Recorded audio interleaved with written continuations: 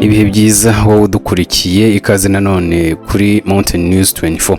Perezida Kabila Joseph Kabange wabaye perezida wa Repubulika Iharanira Demokarasi ya Kongo ayoboye ubu tuvugana inama ihuza abatavuga rumwe n'ubutegetsi bwa Antoine Felix Tshisekedi Kilombo iri kubera i Nairobi muri Kenya. Abanyapolitiki bitabiriye inama barimo Matata Ponyo wabaye minisitiri w'intebe kuva 2012 kugeza 2016, Seti Kikuni, Franco Diongo, Nehemi Mwilanya, Raymond Chibanda, Jose Makila, Richard Muyeji, Kikaya Bin Karubi na Patient Saiba. Hari abandi kandi bari batumiwe muri iyi nama ariko batitabiriye barimo Moise Katumbi, Martin Fayulu wiyemeje gushyigikira Tshisekedi mu rugamba rwo kurwanya FCM23 ndetse na Jean-Luc Kubanda atibagiwe kandi na Delice Sanga.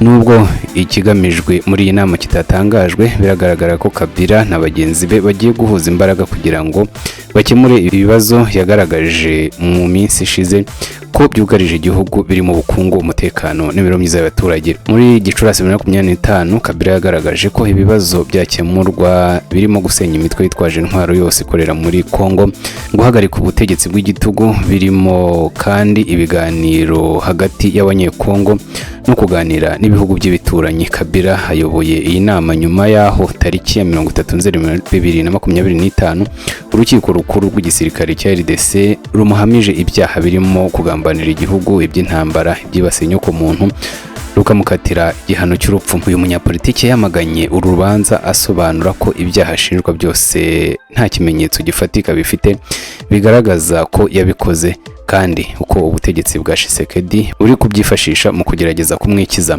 Icyo gihe kandi inama y'abepiskopi gatolika muri iki gihugu cya Kongo yamaganye igihano cy'urupfu urukiko rukuru rwa gisirikare rwakatiye Joseph Kabila wahoze ari perezida w'iki gihugu.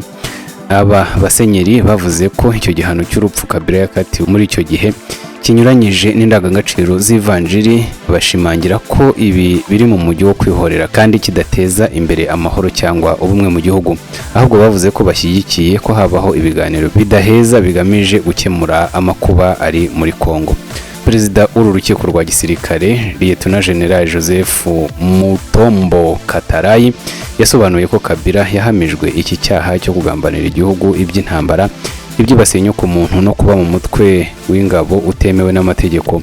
Urubanza rwa Kabila rwatangiye muri Nyakanga 2025 nyuma y'uko inteko ishinga amategeko imwambuye ububasha yari afite nka senateri hashingiwe ku busabe bwatanzwe n'ubushinjacyaha ku rwego rwa gisirikare. Ubushinjacyaha bwagaragaje ko Kabila yakoze ibi byaha nk'umuyobozi w'ihuriro AFC/M23 rigenzura ibice byinshi mu ntara y'Kivu y'Amajyaruguru n'iy'Amajyepfo, ariko we yabiteye utwatsi mu itangazo yasohoye tariki ya 12 Nzeri asobanura ko atari muri iri huriro. Lieutenant General Mutombo yasobanuye ko uru rukiko rwasanze ari mu bayobozi ba FCM23 kandi ngo ibyo bishimangirwa n'inama yagiranye n'abayobozi bo muri iri huriro mu mujyi wa Goma na Bukavu, ahamya ko zari zigamije gutegura intambara. Abanyamategeko barengera inyungu za leta ya RDC bari basabye urukiko kwemeza ko Kabila atari umunyekongo, rukanabishingiraho rumuhamya icyaha cyo kuba intasi y'amahanga, ariko Lieutenant General Mutombo we yagaragaje ko ibyo kwemeza ubwenegihugu bw'umuntu bitari mu bubasha bwarwo. Kabila yabaye perezida wa RDC kuva muri 2001 kugeza muri 2019 ubwo yashyikirizaga ububasha Felix Tshisekedi hashingiwe ku masezerano bagiranye ajyanye no gusaranganya imyanya y'ubuyobozi hagati y'imiryango ya politiki yabo. Umubano wabo wazambye muri 2020 ubwo Tshisekedi yasesaga amasezerano y'ubufatanye na Kabila akishyiriraho ihuriro ry'abamushyigikiye ari ryo Union Sacrée. Mu mpera za 2023 Kabila yarahunze mu gihe hari impungenge ko ashobora gukurikiranwa n'ubutabera ajya muri Afurika y'Epfo.